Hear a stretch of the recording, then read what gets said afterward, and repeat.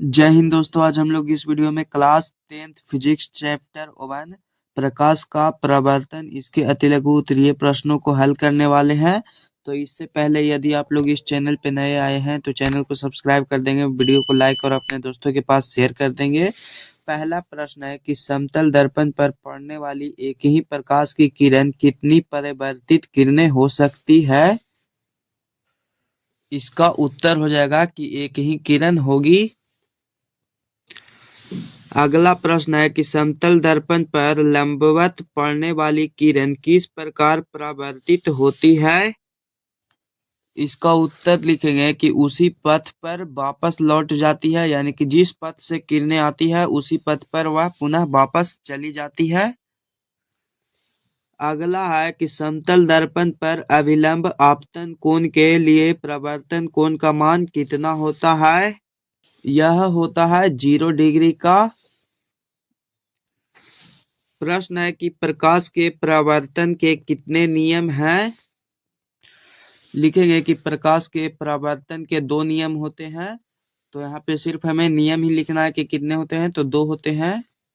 5 number प्रश्न है कि समतल दर्पण में वस्तु की दूरी और प्रतिबिंब दूरी में क्या संबंध है, यानी कि इन दोनों में क्या संबंध है, यही हमें बताना है। तो लिखेंगे कि वस्तु की दूरी बराबर प्रतिबिंब की दूरी, यानी कि समतल दर्पण यदि हम लोग रखते हैं तो उसके द्वारा यदि वस्तु की दूरी जितना दूर पर वस्तु रहेगा उतना दूर पर ही उसमें प्रतिबिंब भी बनेगा। अगला प्रश्न है कि गोलीय दर्पण कितने प्रकार के होते हैं, उनके नाम लिखें। इसका उत्तर लिखेंगे कि 2 प्रकार के होते हैं, पहला अवतल दर्पण और दूसरा उत्तल दर्पण। गोलीय दर्पण का मुख्य अक्ष क्या है। तो लिखेंगे कि वक्रता केंद्र से ध्रुव तक मिलाने वाली सरल रेखा को ही मुख्य अक्ष कहते हैं। अवतल दर्पण के फोकस की परिभाषा दें। इसका उत्तर लिखेंगे कि मुख्य अक्ष के समांतर आती हुई प्रकाश की किरणें दर्पण से परावर्तन के बाद मुख्य अक्ष के जिस बिंदु पर मिलती है उसे ही अवतल दर्पण का फोकस कहते हैं। अगला है कि गोलीय दर्पण की फोकस दूरी यानी कि एफ और उसकी वक्रता त्रिज्या आर, इन दोनों में क्या संबंध है। लिखेंगे कि फोकस दूरी एफ होता है वह उसकी यानी कि वक्रता त्रिज्या आर की आधी होती है। जैसा कि आप लोग देख सकते हैं कि यहाँ पे इसका जो फॉर्मूला होता है वही यही होता है कि F equal to R by 2। 10 number प्रश्न है कि एक दर्पण का नाम बताएं जो किसी वस्तु का सीधा और आवर्धित प्रतिबिंब दे, यानी कि जिसका कि प्रतिबिंब सीधा और आवर्धित बनता है। तो वह दर्पण हो जाएगा अवतल दर्पण, जिसमें कि सीधा और आवर्धित प्रतिबिंब बनता है। एक अवतल दर्पण द्वारा आभासी प्रतिबिंब बनने के लिए वस्तु का स्थान कहाँ होना चाहिए। इसका उत्तर लिखेंगे कि वस्तु ध्रुव पर या फिर ध्रुव तथा फोकस के बीच में होना चाहिए। यदि कोई वस्तु किसी अवतल दर्पण के वक्रता केंद्र पर रखी हो तो उसका प्रतिबिंब कहाँ और कैसा बनता है। इसका उत्तर लिखेंगे कि यदि कोई वस्तु किसी अवतल दर्पण के वक्रता केंद्र पर रखी हो तो उसका प्रतिबिंब वक्रता केंद्र पर ही बनेगा तथा प्रतिबिंब वास्तविक, उल्टा एवं वस्तु के आकार का बनेगा। वस्तु दूरी यानी कि U का जो चिन्ह है वह क्या होगा जब एक अवतल दर्पण के सामने किसी वस्तु को रखा जाता है। यानी कि प्रश्न में पूछ रहा है कि जब एक अवतल दर्पण के सामने किसी भी वस्तु को रखते हैं तो क्या होता है। तो लिखेंगे कि उसका जो प्रतिबिंब होगा वह बड़ा या फिर बराबर बनेगा। प्रश्न है कि 10 सेंटीमीटर फोकस दूरी वाले अवतल दर्पण से 15 सेंटीमीटर की दूरी पर रखी वस्तु के प्रतिबिंब की प्रकृति क्या होगी, यानी कि प्रतिबिंब है वह कैसा बनेगा। इसका उत्तर लिखेंगे कि प्रतिबिंब वस्तु से बड़ा तथा वास्तविक और वस्तु की अपेक्षा उल्टा होगा।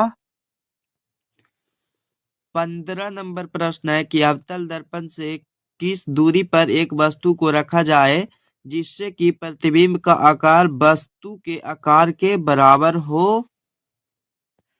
इसका उत्तर लिखेंगे कि दर्पण के वक्रता केंद्र पर। किस गोलीय दर्पण में केवल काल्पनिक प्रतिबिंब बनता है? इसका उत्तर लिखेंगे कि उत्तल दर्पण और समतल दर्पण में। क्या एक उत्तल दर्पण किसी वास्तविक वस्तु का वास्तविक प्रतिबिंब बना सकता है? यानी कि प्रश्न में हमसे पूछ रहा है कि यदि दर्पण है वह उत्तल दर्पण हो तो क्या उसका प्रतिबिंब है वह वास्तविक बनेगा? इसका उत्तर लिखेंगे नहीं, क्योंकि उत्तल दर्पण द्वारा जो बना प्रतिबिंब होता है वह हमेशा काल्पनिक ही होता है, जबकि प्रश्न में हमसे वास्तविक प्रतिबिंब के बारे में पूछ रहा है। एक दर्पण की फोकस दूरी f है वह -15 सेंटीमीटर है। यह अवतल दर्पण है या फिर उत्तल दर्पण है, हमें यह बताना है। तो आप लोग समझिए कि जब भी किसी दर्पण की फोकस दूरी माइनस में होता है तो वह होता है अवतल दर्पण, और यदि यह प्लस में होता है तो वह होता है उत्तल दर्पण। तो प्रश्न में माइनस में है तो इसीलिए यह हो जाएगा अवतल दर्पण। गोलीय दर्पण के आवर्धन की परिभाषा दें। इसका उत्तर लिखेंगे कि प्रतिबिंब की ऊंचाई एवं वस्तु के ऊंचाई के अनुपात को ही आवर्धन कहते हैं। यानी कि प्रतिबिंब का जो हाइट होता है एवं वस्तु का जो ऊंचाई होता है तो उन दोनों के जब हम लोग अनुपात को निकालते हैं तो वही कहलाता है आवर्धन। 20 नंबर प्रश्न है कि आवर्धन m का ऋणात्मक मान क्या बताता है? यानी कि यदि m का मान है वह माइनस में होता है तो इसका अर्थ क्या होता है? तो लिखेंगे कि इसका अर्थ यह होता है कि बना हुआ प्रतिबिंब वास्तविक है, यानी कि जो प्रतिबिंब बना है वह वास्तविक है। प्रश्न है कि एक गोलीय दर्पण की वक्रता त्रिज्या 20 सेंटीमीटर है, इसकी फोकस दूरी कितनी होगी? आप लोग देखेंगे तो फोकस दूरी निकालने का एक फॉर्मूला होता है, वह होता है F=R/2। तो यहाँ पे F को ऐसे ही रहने देंगे और R का मान वहाँ पे दिया गया था, यानी कि वक्रता त्रिज्या का मान था 20 और बटा में 2 होता है तो 2, और जब इसको कट करेंगे तो ये हो जाएगा 10, यानी कि F का जो मान होगा वह 10 सेंटीमीटर होगा। प्रश्न है कि उत्तल दर्पण के एक उपयोग को लिखें। लिखेंगे कि स्कूटर, मोटर कार तथा बस इत्यादि में उत्तल दर्पण का उपयोग साइड मिरर और पीछे देखने के लिए आईने के रूप में किया जाता है। उस उत्तल दर्पण की फोकस दूरी ज्ञात करें जिसकी वक्रता त्रिज्या 32 सेंटीमीटर है। तो देखिए यहाँ पे फोकस दूरी ज्ञात करने का एक फॉर्मूला होता है F=R/2। तो यहाँ पे R है वह वक्रता त्रिज्या है, तो यहाँ पे 32 दिया गया है और बटा में 2 करके लिखेंगे और जब इसको कट करेंगे तो ये हो जाएगा 16 सेंटीमीटर। प्रश्न है कि काल्पनिक प्रतिबिंब से आप क्या समझते हैं? लिखेंगे कि वह प्रतिबिंब जिसको पर्दे पर प्राप्त नहीं किया जा सकता है उसे ही काल्पनिक प्रतिबिंब कहते हैं।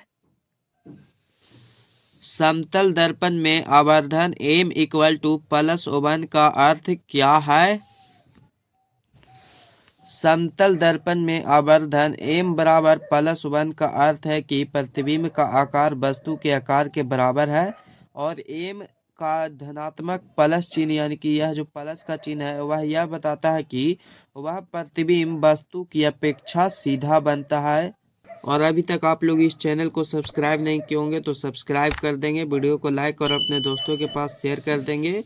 अगला प्रश्न है कि एक गोलीय दर्पण जिसका वक्रता केंद्र C है उस पर एक किरण ABC आपतित होती है, यह किरण किस दिशा में परावर्तित होगी?